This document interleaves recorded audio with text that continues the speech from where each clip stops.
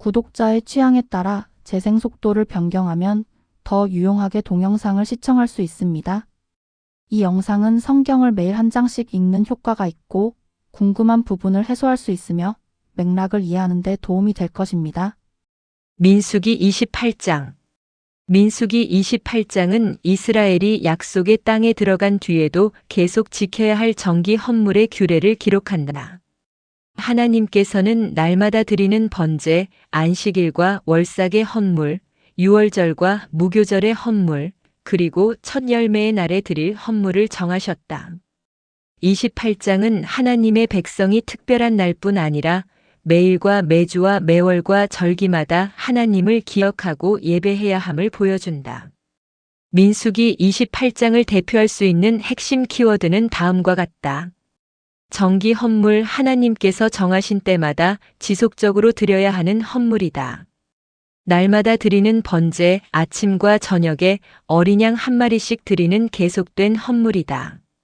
안식일 헌물, 매일의 번제 외에 안식일마다 더하여 드리는 헌물이다. 유월절과 무교절, 출애굽의 구원을 기억하며 지키는 절기이다. 첫 열매의 날, 수확의 시작을 감사하며 새 음식 헌물을 드리는 날이다. 민수기 28장을 대표하는 성경 구절은 민수기 28장 2절이다. 이스라엘 자손에게 명령하고 그들에게 말하라. 너희는 내 헌물 곧 내 빵을 불로 예비하는 희생물로 내게 향기로운 냄새로 삼아 그것들의 정한 시기에 내게 드리는 일을 준수할지니라. 민수기 28장의 맥락은 다음과 같다. 정한 때에 하나님의 헌물을 드리라는 명령. 주께서 모세에게 말씀하여 이르시되 이스라엘 자손에게 명령하고 그들에게 말하라. 너희는 내 헌물 곧 내 빵을 불로 예비하는 희생물로 내게 향기로운 냄새로 삼아 그것들의 정한 시기에 내게 드리는 일을 준수할지니라. 하나님께서는 이스라엘 자손에게 자신의 헌물과 빵을 정한 시기에 드리라고 명령하셨다. 그 헌물은 하나님께 향기로운 냄새가 되는 불로 예비한 희생물이었다. 이스라엘은 약속의 땅을 차지할 준비와 함께 예배의 질서도 준비해야 했다. 예배는 사람이 편한 때에 임의로 드리는 것이 아니라 하나님께서 정하신 시간과 방식에 따라 드려야 했다. 날마다 드리는 번제 헌물. 또 너는 그들에게 말하라. 너희가 불로 예비하여 주께 드릴 헌물은 이러하니 곧 날마다 1년 되고 점 없는 어린 양 2마리를 드리되 항상 드리는 번제 헌물로 드리라. 너는 한 어린 양은 아침에 드리고 다른 어린 양은 저녁에 드릴 것이요. 또 밀가루 10분의 1에 바에 찌은 기름 4분의 1 흰을 섞어서 음식 헌물로 드릴지니. 그것은 항상 드리는 번제 헌물로서 향기로운 냄새가 되도록 신의 산에서 정하신 것이며 불로 예비하여 주께 드리는 희생물이니라. 또 그것의 음료 헌물로는 어린 양 한 마리마다 4분의 1 흰을 드리되 너는 성소에서 주께 독한 포도주를 부어 음료 헌물로 삼을 것이며 저녁에는 다른 어린 양을 드리되 아침의 음식 헌물과 그것의 음료 헌물같이 너는 그것을 불로 예비하여 주께 향기로운 냄새를 내는 희생물로 드릴지니라. 이스라엘은 1년 되고 흠없는 어린 양 2마리를 날마다 드려야 했다. 한 마리는 아침에, 다른 한 마리는 저녁에 음식 헌물과 음료 헌물과 함께 드렸다. 아침과 저녁의 번제는 하루의 시작과 끝이 하나님께 속해 있음을 나타낸다. 하나님의 백성은 특별한 절기뿐 아니라 매일 지속적으로 하나님 앞에 헌신하는 삶을 살아야 했다. 안식일에 드리는 헌물. 안식일에는 1년 되고 점 없는 어린 양 2마리와 밀가루 10분의 2에 바에 기름을 섞은 음식 헌물과 그것의 음료 헌물을 드릴지니 이것은 안식일마다 드리는 번제 헌물이요 항상 드리는 번제 헌물과 그것의 음료 헌물 외에 드리는 것이니라. 안식일에는 흠없는 어린 양 2마리와 음식 헌물과 음료 헌물을 드려야 했다. 이것은 날마다 드리는 번제에 더하여 드리는 헌물이었다. 안식일은 단순히 일을 쉬는 날이 아니라 하나님께 더 집중하며 예배하는 날이었다. 특별한 날의 예배는 일상의 예배를 대신하지 않고 그 위에 더해졌다. 매월 초하루에 드리는 헌물. 너희는 너희의 달들이 시작되는 때에 어린 수소 2마리와 순양 1마리와 1년 되고 점 없는 어린 양 7마리로 주께 번제 헌물을 드리되 소 1마리에는 밀가루 10분의 3의 바에 기름을 섞은 음식 헌물을, 순양 1마리에는 밀가루 10분의 2의 바에 기름을 섞은 음식 헌물을, 어린 양 1마리에는 밀가루 10분의 1의 바에 기름을 섞은 음식 헌물을 드리되 향기로운 냄새의 번제 헌물로 불로 예비하여 주께 드리는 희생물로 드릴 것이며, 그것들의 음료 헌물은 수소 1마리에 포도즙 반 흰이요, 순양 1마리에 3분의 1 흰이요, 어린 양 1마리에 4분의 1 흰이니 이것은 한 해의 달들 내내 달마다 드릴 번제 헌물이며, 또 항상 드리는 번제 헌물과 그것의 음료 헌물 외에 염소 새끼 1마리를 죄 헌물로 주께 드릴 것이니라. 매월 초하루에는 수소 2마리와 순양 1마리와 어린 양 7마리를 음식 헌물과 음료 헌물과 함께 드렸다. 또한 수점소 1마리를 죄 헌물로 드려야 했다. 월삭의 헌물은 새로운 달과 시간의 시작도 하나님께 속해 있음을 고백하는 예배였다. 새 출발은 헌신뿐 아니라 죄를 처리하는 속죄의 은혜 안에서 시작되어야 했다. 유월절과 무교절의 시작. 첫째 달 14일은 주의 유월절이며 또 이달 15일은 명절이니 이래 동안 누룩 없는 빵을 먹을 것이며, 첫째 날에는 거룩한 집회로 모일 것이요 너희는 그날에 아무 노동도 하지 말지니라. 첫째 달 14일은 유월절이며 15일부터 이래 동안 무교절을 지켜야 했다. 첫째 날에는 거룩한 집회를 열고 아무 노동도 하지 않았다. 유월절은 이스라엘이 이집트에서 구원받은 일을 기억하는 절기였다. 무교절은 구원받은 백성이 과거의 종살이와 죄의 누룩을 버리고 구별된 삶을 살아야 함을 보여준다. 무교절 동안 드릴 헌물. 오직 너희는 어린 수소 2마리와 순양 1마리와 1년 된 어린 양 7마리를 너희를 위하여 다 흠없는 것으로 취해 주께 번제 헌물로 불로 예비하는 희생물로 드릴 것이며, 그것들의 음식 헌물은 밀가루에 기름을 섞은 것으로 하되 수소 1마리에는 10분의 3의 발을 드리고 수양 1마리에는 10분의 2의 발을 드리며, 어린 양 7마리에는 어린 양마다 10분의 1의 발을 드릴 것이요 또 너희를 속죄하기 위해 수점소 1마리를 죄 헌물로 드리되, 아침에 드리는 번제 헌물 곧 항상 드리는 번제 헌물 외에 이것들을 드릴지니라.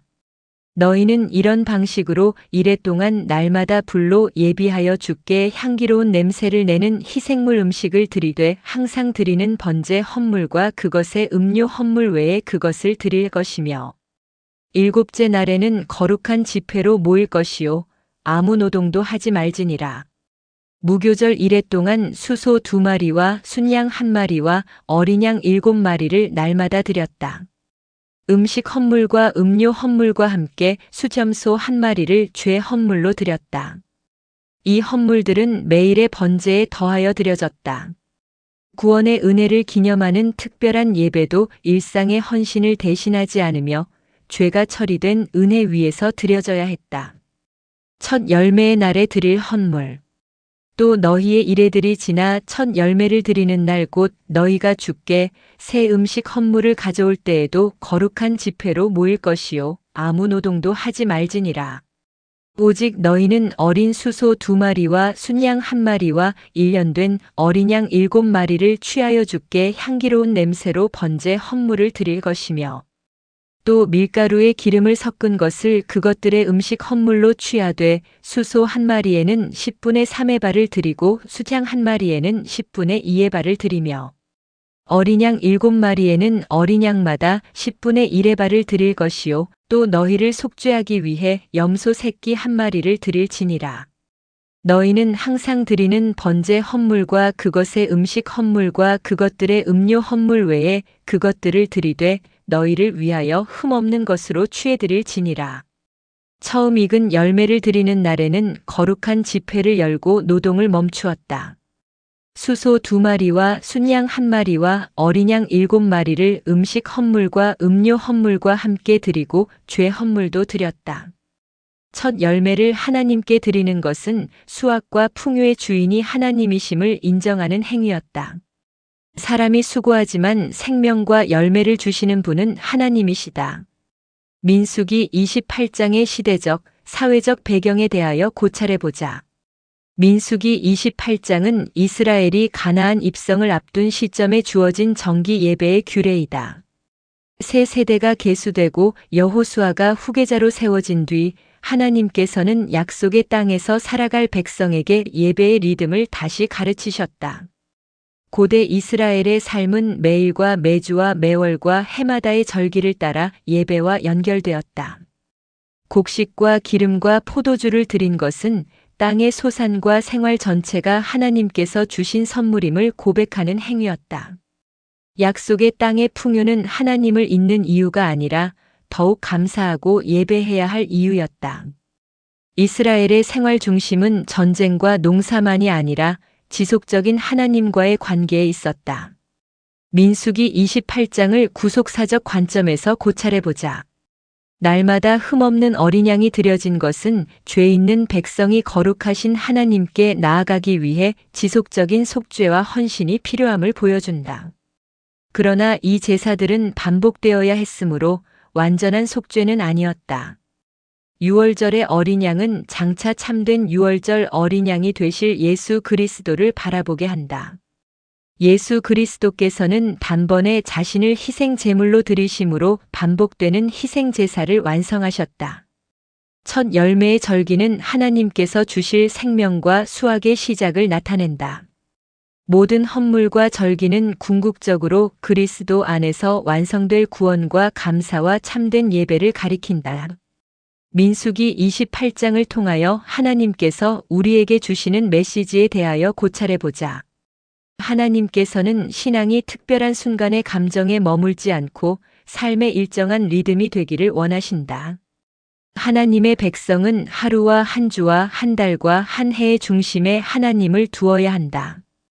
또한 특별한 예배가 일상의 순종을 대신하지 않는다. 절기와 거룩한 집회의 예배는 매일의 번제 위에 더해졌다. 큰 은혜의 경험도 평범한 날의 꾸준한 믿음과 순종으로 이어져야 한다. 민수기 28장을 통하여 그리스도인들이 가질 수 있는 질문과 답에 대하여 고찰해보자. 왜 하나님께서는 정한 때에 헌물을 드리라고 하셨는가? 이스라엘의 모든 시간과 삶이 하나님께 속해 있음을 기억하게 하기 위해서이다.